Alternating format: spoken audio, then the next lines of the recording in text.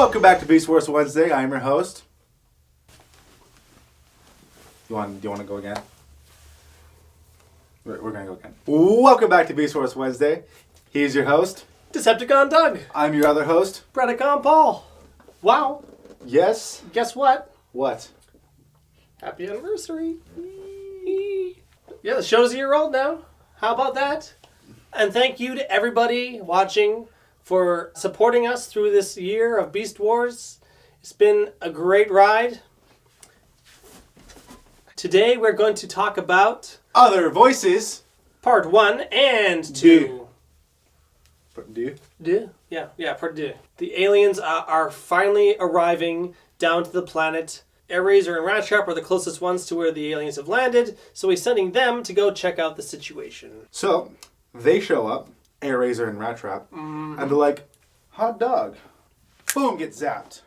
Airraiser does. Airraiser gets electrocuted because she turns to robot mode, and Rattrap doesn't, but he gets blasted out of the radius of the alien landing zone, and then it seals up with this weird green organic shell, and Airraiser is trapped inside. Meanwhile, Waspinator rises up out of the CR tank, and Megatron has just the job for him. He's like, hey, why don't you go to that alien site and secure it? Waspinator gets the drop on Rattrap. They get into a little scrap. Now, they don't shoot their guns because there's still a truce. Kind of. You know, Waspinator punches him in the face. Rattrap gives a nice little one-liner about how nice everyone's being to each other, and then unleashes the full fury of the rat, which involves cartoonish-like antics, like kicking Waspinator in the groin, which, I mean, I don't know what that would do to a robot. Maybe there's some sensitive circuitry down there. Maybe. Actually, Rattrap employs some really, really decent tactics in this one. Mm-hmm. He utilizes his beast form in very much the same way he did in Call of the Wild. Yeah, a little callback there. A little callback to the Call of the Wild. And Waspinator's like, you know what? I'm just gonna go.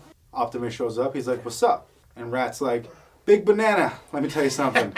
Hey, Big Banana! His nicknames are the greatest. What's going on? What's the sitch? The Rat's like, yo, Airraiser's in there. We gotta get inside. Optimus is like, use a laser cutter scalpel thinger-madoo. Megatron shows up. With Scorponok and Pterosaur. Megatron states that he has been thinking for a while that energy, to people who created Energon, really guys, a different approach. Optimus is like, yo. Biological weapons? And who is a master of biological weapons, Doug? I don't know, but Scorponok's got one. Scorponok has one. So he shoots his tail thing. Yeah, what did he call it? Toxic stinger? Or something like that? Toxic... Something angry. Yeah, it actually manages to open up a passageway into the alien blob thing.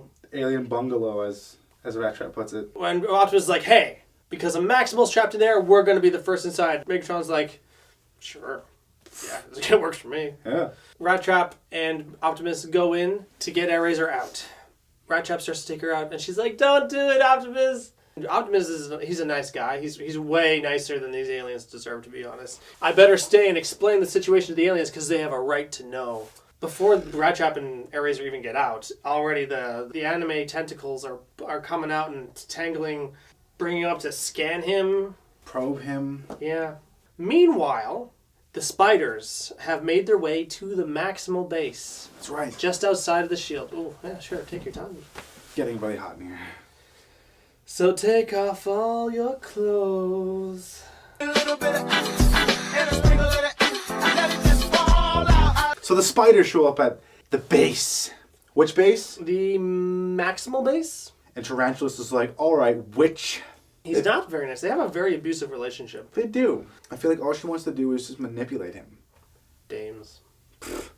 So he's like, work your magic. She's like, it's not magic, it's a device. Boom, opens the shields. They go in. Who's behind them? Inferno! Ah, that infernal inferno. He just burrows right under, basically just bypassing the shield the old-fashioned way of like a little tunnel. You know, you think of Inferno, you think of him as like a dumb character. But he's not really stupid, he's just not together. He's just kind of insane. Mm-hmm. He's simple. Yeah, but at the same time, he has kind of a pretty strong vocabulary. You know, there's a lot of poetry in the way he talks a lot of the time when he's not like, burn, ah! It's like spiders spin their own web of intrigue. And, you know, like, there's just sort of an eloquence the way he talks when he's sort of turned down to, like, 1. Once he's turned up to 11, like, it's fair game. Yeah, he just like, word salad. Anyway, back at the alien landing zone, Rattrap and Airazor, they finally get out of the alien bungalow, and then the Predacons pull out their guns, and Rattrap concludes, oh, I think this means that the truce is over. He's always been an observant character. He's very observant. After scanning Optimus, the aliens then take the form of the head of Unicron from Transformers the movie. You know, he's basically like Transformers legend. It's like as if the head of Odin just suddenly appeared. Although I don't know how recognizable Odin. I feel like this guy's even more recognizable because just a few centuries ago he actually tried to eat Cybertron. Anyway, it's not actually Unicron. It's just the aliens taking on a form that they think is suitable to sort of represent their power in front of Optimus. Also, nice callback. The conversation just goes like, look, we really don't like what you've done to the place, so we're just going to pull the plug. And Optimus is like, don't do that. There's a lot of living creatures here. And they're like, yeah, but we're going to do that. And furthermore, there's more danger than you know. What danger? Actually, yeah, what do they mean? They never address that again. So Optimus is like, no, Don't do it. breaks out of the thing, flies out. At this very moment, Rattrap grabs Scorponok's hand, and he's like, check out this blaster. Boom! Hits Megatron. Airazor gets her little boom booms because she's okay. And she takes out Scorponok. Then Terrorsaur pulls out his gun. He's like, oh, I'm going to shoot you. And then Rattrap pegs him. He goes flying and lands on a rock. And then Optimus breaks through just as the alien thing is pulsating. The Maximals fly off to the base to try and figure out what they're going to do now because the planet's going to blow up. And then Megatron says, like, this is the best opportunity for me to say a dramatic line. Fortunately, there is still another hand to be played. Rhinox is starting to scan the stuff. He's like, okay, we got to figure this out. I'm going to save the day, guys. I got this all figured out. Don't worry. Everything's going to be okay because Rhinox is on the job. So I got a big brain. I'm real smart. I got it all figured out. Don't worry. Spiders come in, cyber venom him, and he's down for the count. Dinobot comes in, decides to announce, We are being invaded! Ah! and then he gets gunned down by the spiders. And there you go. There's all the defenses of the Maximal base down. Just like that. That's the end of part 1. In typical Dinobot fashion, he's so theatrical, and so dramatic, rather than just take out the enemies. Yeah, if he just came in the room and just went zap, zap. They'd be gone. Probably go a long way right there. Part 2. There's an energy beacon that goes up from the planet to the moon. Hits the moon. That's the big moon. The bigger moon. And activates it. Cheetor and Tigatron looking up at it, and Cheetor's like, what is going on? And Tigatron, he doesn't know what's going on either, but he just decides to say something about it anyway. It's the light at the end of the world. Thanks, Tigatron. That was helpful. They hear that they need to go back to base because Optimus is like, hey, everybody, planet's going to blow up in about an hour. So let's all hold hands and sing songs over the campfire. Okay, so the Maximals just all get to the Maximal base. They're a little concerned because the shield's down. So they get in there and they're like, everything looks okay, except, dun dun dun, they step on some webs and look up. Rhinox and Dinobot are stuck by a web in the Axelon Bridge ceiling. It was a very nice throwback to Aliens or something like that, where you step in alien goop, you're like, what's that? You look up and then meanwhile down in the belly of the ship, The bells! belly In this area! Tarantulus is getting things figured out down there. He's typing away as fast as he can with a single digit. He can only go so fast. Black Arachne is being flirty with him, being like, oh, it's gonna be real tight in there. Tall, dark, and gruesome. But they both know that they're not both gonna fit in there. They're kind of butting heads because the situation's a little stressful. The planet's gonna blow up. Black Arachne, she gets a little sick of this, and so she pulls out her gun. She's gonna double cross Tarantulus, but she gets shot. Twice. One to knock her gun, one to knock her away, and then Inferno is there, and he is dramatically saying stuff about, hey, you guys, you're being bad and betraying the royalty. The royalty should have given Inferno very specific instructions, like don't roast the spiders, because right away he just starts literally lights them on fire, because that's what Inferno likes to do. He loves to light things on fire. Oh, it was awesome. And Tarantulas runs off in a blaze of glory. yeah, and then he falls basically dead. Yeah, he kills him with fire. Yeah, he does what Inferno does best. He's like, well, that was fun. And Megatron can scan this because the Maximal shields are down. Even Megatron's ticked off. He's like, what has Inferno done? I wanted Tarantula alive. Time is up. The moon transforms into a cool looking spiral thing that is actually a dangerous death ray and shoots heat rays down on the planet. And the way that the aliens are going to destroy the planet is by overheating it and igniting all of the raw energon. Thus causing all the energon to explode the entire planet. So the whole time Optimus is coming up with this plan, the whole time, Megatron is trying to figure stuff out, the planet is on fire. It's like literally on fire. It's been a really rough day. I can pretty much guarantee you Bambi's dead. If not, at least Bambi's mom.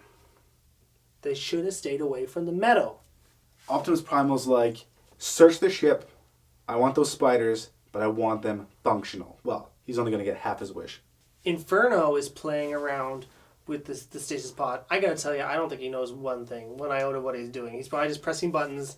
Black Arachne is not dead, so she hops on the back of Inferno and starts like spidering him. So he starts trying to blast her, but she does all these cool flips and stuff that they're not the best like momentum wise. Like they don't look super great, but at the same time, still kind of cool. I see what they were trying to do. Oh yeah, it was a cool. In concept, great fight sequence. It's hard to get that action moving at a really good pace and with limited technology.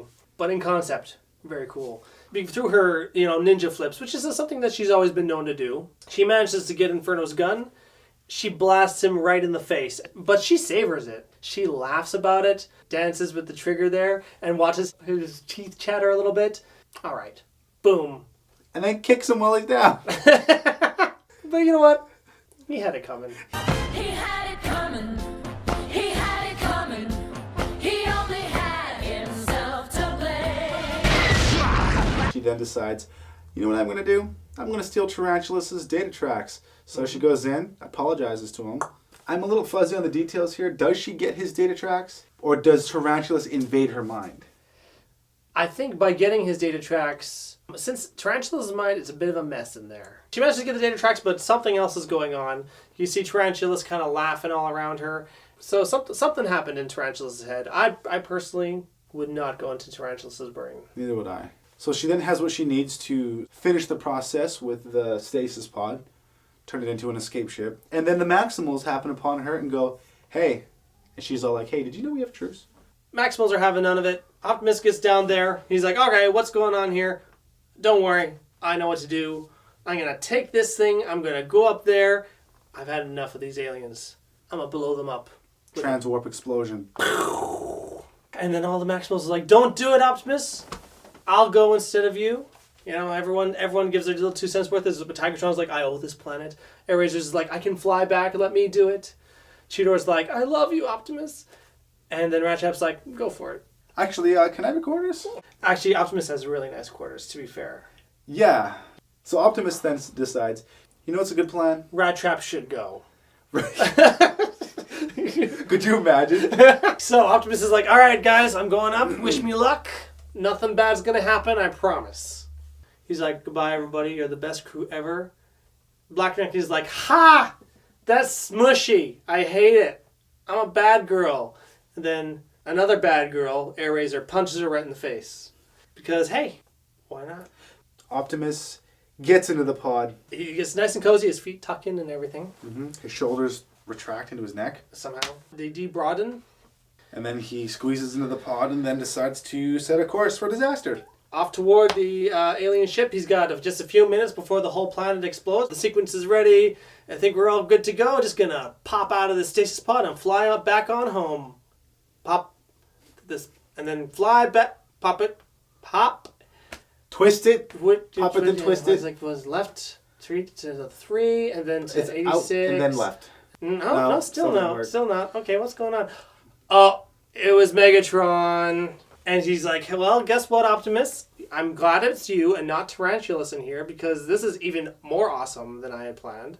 Because this is locked and you're not going anywhere. Thanks so much for sacrificing your life to save the planet.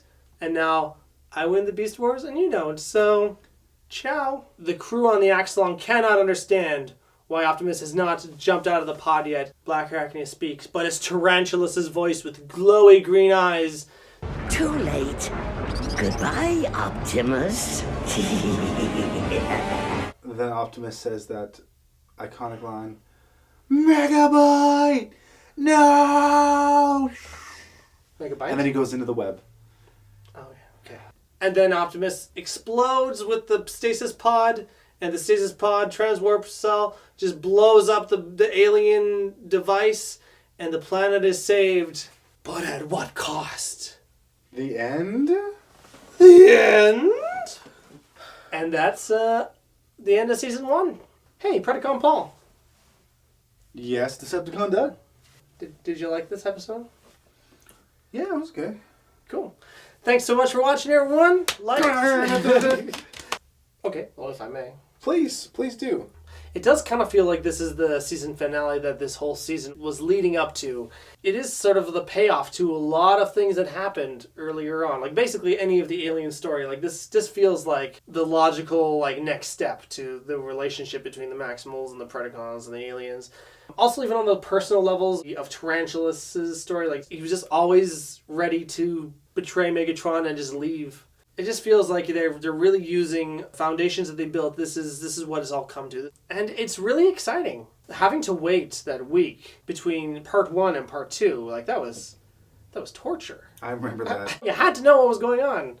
Yeah, it was brutal. Even still, like, knowing exactly how everything's going to pan out, I still am really involved in the story. It's really well paced. It's really engaging. And it couldn't have been if it wasn't for Before the Storm. The prelude, like, beautifully set up these 2 episodes. That they could just take their time with all the action and all the stuff that happened. Even though not really a whole lot happened, it was one single thing happening. But it was like a big thing. It was one event that was taking place, and it was bigger than the Maximals and the Predacons. One thing I absolutely love is the symbolism.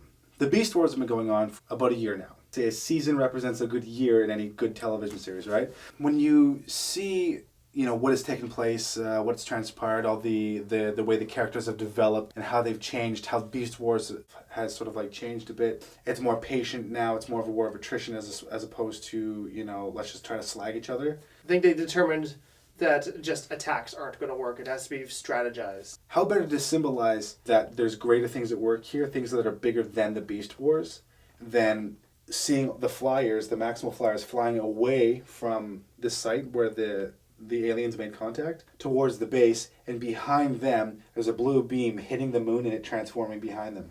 It's an orbit of the planet, this celestial body. It's a freaking moon. Mm-hmm. So as it's being transformed and this whole thing is taking place behind them, it shows the scope, just how much bigger than the Beast Wars this thing actually is. The whole Beast Wars has to go on hold again to deal with this one thing that's bigger than all of them. It's just this beautiful bit of symbolism that it struck me as a kid, and I was like, wow. And then watching it today, I was like, holy crap, that's just gorgeous. Everyone's scrambling and everyone's rushing to try and get to their bases, to raise their shields, to come up with the next plan of attack, while meanwhile this thing off in the distance is taking place, and it's being very patient, it's taking its time, it's getting itself ready because it has one mission, and that is to obliterate everything. I also really appreciate like how much of a testament this is to Megatron's genius, because in a lot of ways, if he didn't let certain things play out the way they did, I don't know if they could have stopped the aliens. If it weren't for him letting Tarantulas do his thing, instead of stopping him dead in his tracks, like, could the Maximals have found a way to stop the alien device in time? It just shows that Megatron was smart enough to let certain things play out and like know what to cut off and what to keep going. Like, I love that, like, the whole time he thinks he's gonna just like sacrifice Tarantulas for the sake of the planet, and just by chance it happens to be Optimus. And, you know, he didn't even see that coming. He's like, oh, great. like, This is perfect. Yeah. Watching Megatron just let things play out and be this sort of, like, puppet master. I don't know, it was just really kind of cool. It's something I didn't appreciate as a kid, and I appreciate so much more as an adult, is seeing, like, his genius at work. In a way, he managed to outsmart the aliens, the ones who actually, like, created the planet. A lot of things had to go the way that they did in order for this plan to have worked out at all. But it did. Yeah. If it wasn't for Tarantulas' nature, then this whole plan I don't think would have succeeded either. Props to Megs. As much of an evil jerk as he is, he really came through for us this time. Yeah. Thanks, Megatron. We owe him. Yeah, we really owe Megatron. I love the interplay between Black Arachne and Tarantulas. This is the first time I thought of this, is that they must both know that they both can't fit in one stasis pod. Tarantulas wouldn't have been able to get to a stasis pod if it wasn't for her. And he couldn't have stormed the base by himself. Essentially, like, they had to use each other to get to their end. Did they know that they were going to backstab each other and just, like, it was just a matter of time as to when? I think so. And then just Inferno was the wrench in both their plans and toasted Tarantulas alive. I don't know. I found their interplay more fascinating than I have before. It's actually a really cool relationship between the two of them. It's not a healthy relationship. I like how Rhinox and Dinobot were both sidelined in this episode. They both had their moment, and then they were just gone. But I didn't feel like I missed them at all. It was another way of raising the stakes even more, because Rhinox is the thinker, and Dinobot is the heavy hitter. Anything you didn't like? there's not much. If I had to nitpick, Please, pick those nits. the battle between Rattrap and Waspinator, it's funny, but it's a little juvenile. And it feels like a little out of place, considering most of the episode doesn't have that kind of tone or humor to it. The scope of everything that's going on doesn't really fit. It doesn't contribute that much to the story either. You know, like, I don't hate it. It's, you know, it's funny enough. He's, you know, Robo Noogie. It's just not important, and it's a bit of a time waster. But, you know, like, I laughed as a kid. You know, I get why it's there. Yeah, I think it could have been better served if he, like, went full on, like, dashed right towards Rattrap, and Rattrap just, like, sidestepped, and he went against the side of the thing. And then it, like, charged him with, like, electrical energy, and he just went... Yeah. Yeah, why not? For a year, because you had to wait until the next year, right? Mm-hmm. Or 6 months or whatever it was.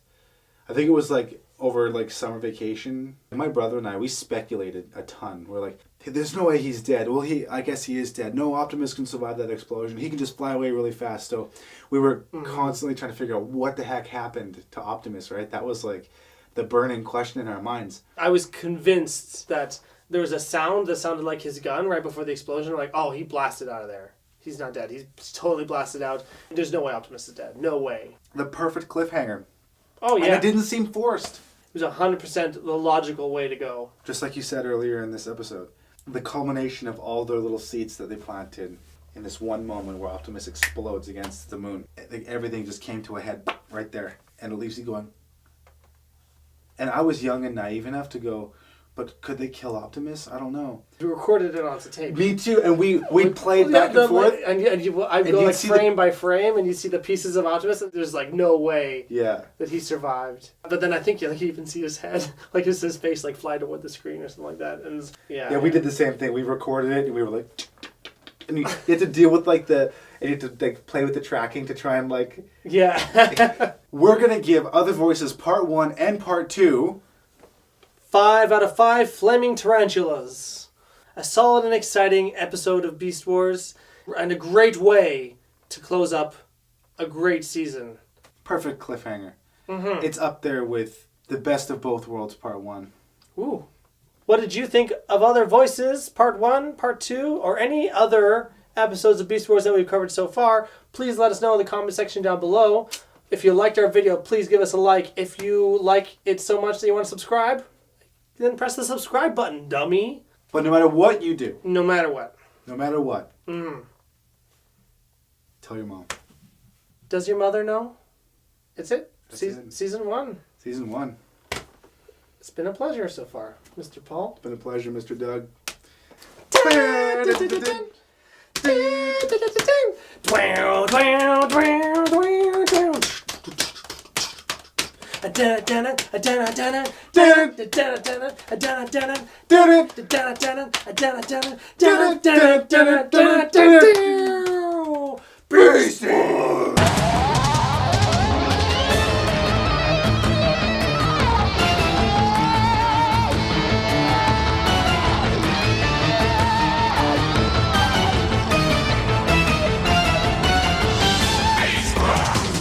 Quick little announcement though before we get the ball rolling and this party started. I'm gay.